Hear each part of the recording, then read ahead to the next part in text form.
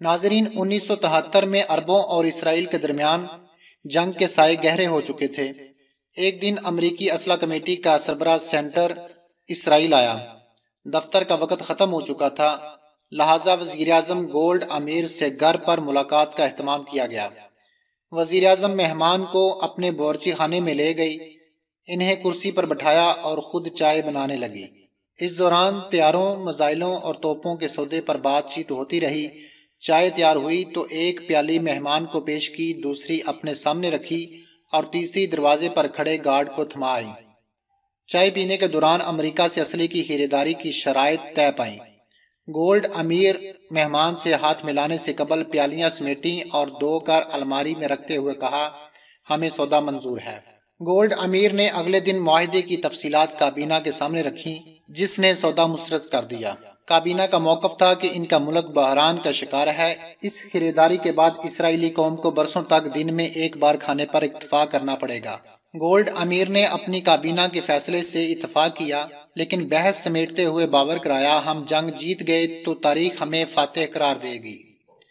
جب تاریخ کسی قوم کو فاتح قرار دے ڈالے تو بھول جاتی ہے کہ جنگ کے دوران فاتح قوم نے کتنی فاقہ کشی کی، دن میں کتنی بار کھانا کھایا، اس کے جوتوں میں کتنے سوراخ تھے یا تلواروں کے نیام پھٹے ہوئے تھے۔ فاتح صرف فاتح ہوتا ہے۔ گولڈ امیر کے دلائل کے سامنے کابینہ نے ہتھیار ڈال دیے اور امریکہ کے ساتھ ہتھیاروں کی خریداری کا معاہدہ طے پا گیا۔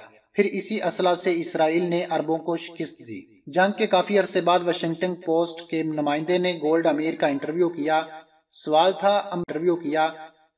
تھا امریکی اسلحہ کی خریداری کے لیے آپ کے ذہن میں جو دلیل تھی وہ فوراً ذہن میں آئی یا پہلے سے طے شدہ حکمت عملی تھی؟ گولڈ امیر نے چونکا دینے والا جواب دیا، میں نے یہ استدلال اپنے دشمنوں یعنی مسلمانوں کے نبی سے لیا ہے۔ میں نے زمانہ طالب علمی میں محمد صلی اللہ علیہ وسلم کی سوانح حیات پڑھی تھی۔ جب ان کا وصال ہوا تو ان کے گھر میں چراغ کے لیے تیل خریدنے کی رقم نہیں تھی۔ ان کی اہلیہ حضرت عائشہ نے آپ صلی اللہ علیہ وسلم کی ذرا رہن رکھ کر تیل خریدا۔ اس وقت بھی محمد صلی اللہ علیہ وسلم کے حجرے کی دیواروں پر 9 تلواریں لٹک رہی تھیں۔ یہ واقعہ پڑھا تو میں نے سوچا دنیا میں کتنے لوگ ہوں گے جو مسلمانوں کی پہلی ریاست کی کمزور اقتصادی حالت جانتے ہوں گے، لیکن مسلمان آدھی دنیا کے فاتح ہیں۔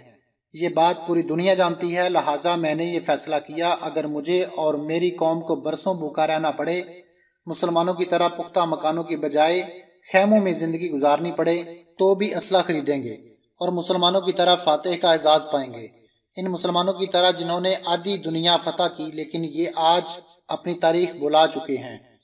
اس لیے ابھی فتح کا ایک موقع موجود ہے۔